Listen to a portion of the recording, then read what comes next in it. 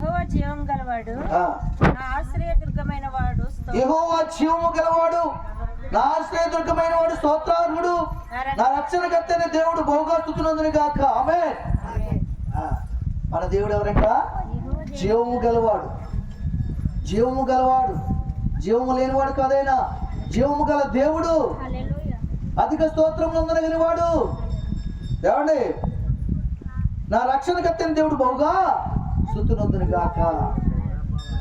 జీవము కలిగిన దేవుడు. ఈ మొదటి మానం అందరికీ వస్తుందండి భూమి మీద. నేను కూడా చచ్చిపోతాను 5 సంవత్సరాలు 10 సంవత్సరాలు దేవుడిని పిలుచుకుంటే, లేదా రేపే చనిపోవచ్చు ఆయన పిలుచుకుంటే. ఈ మొదటి మానం అందరికీ వస్తుంది. ఇది కాదు, మనుషులు 2 మరణాలు. జన్మలు ఎన్నో ఉన్నాయంటే జన్మ ఏమి లేదు, ఒకటే జన్మ. పునర్జన్మ అంటూ లేదు. పునర్జన్మ అంటే అర్థమేంటి తెలుసా? యేసు ప్రభు యేసు రత్నం గారి ఇంతకు ముందు ఈ లోకం ఉన్నప్పుడు త్రాగాడు, తిరిగాడు, రకరకాలుగా మాట్లాడాడు, చేశాడు. కానీ ఇప్పుడు మార్పు చెందాడు. అది పునర్జన్మ. ఈ భూమి మీద బ్రతుకుండగానే మార్పు చెందడమే పునర్జన్మ తప్ప మరలా తల్లి గడపలో పుట్టి రావడం అనేది అసాధ్యం. జన్మ ఒకటే, మరణాలు 2. శబ్దం తెలుసుకోవాలి మనం. మరణాలండి 2.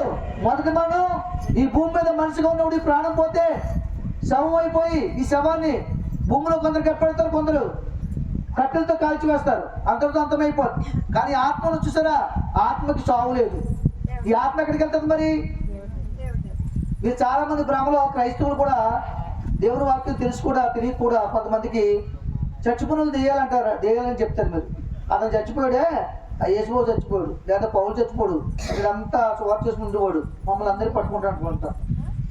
అది చాలా తప్పు. మనుష్యాత్మ వేరు, దురాత్మ వేరు, దైవాత్మ వేరు. దైవాత్మ మనిషిని బ్రతికిస్తారు. మనుష్యాత్మ విషయములు కలిగి ఉంటారు. కాబట్టి దురాత్మ మనుష్యాత్మను పాడు చేస్తారు, ప్రపంచాన్ని పాడు చేస్తారు. ఈ ఆత్మలు 3 ఉన్నాయి ఇక్కడ: దైవాత్మ, దురాత్మ, మనుష్యాత్మ.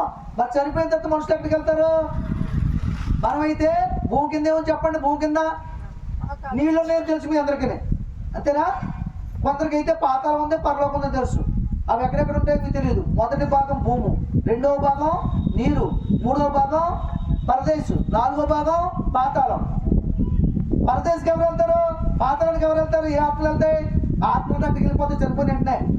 పరదేశకి వెళ్ళేవాళ్ళు క్రైస్తవులు. భూమి కింద ఉన్న 3వ భాగంలోకి వెళ్తారు క్రైస్తవులు. పాతాళంలోకి ఎవరు వెళ్తారు? క్రైస్తవ యాత్రలు వెళ్తారు. అక్కడ ఆత్మ ఉంటాయి, స్టోరేజ్. అది ఆత్మ స్టోరేజ్. అంతేగాని మనుషుల ఆత్మలు కూడా దెయ్యాలు అంటున్నాం. మరి దెయ్యాలని ఎలా గమనించగలుగుతా మనం? అది చెప్తాయి నేను పౌరులు వచ్చాను, నాకు అది పెట్టలేదు, ఇది పెట్టలేదు, నీకు పెద్దల పండుగ 6 పిలిపించో, 3 మాసం నాటుకోడి ఎట్టించో, 6 బాటిల్ ఎట్టించో అని చెప్తాయి. ఎలా చెప్తాయి? చెప్పండి.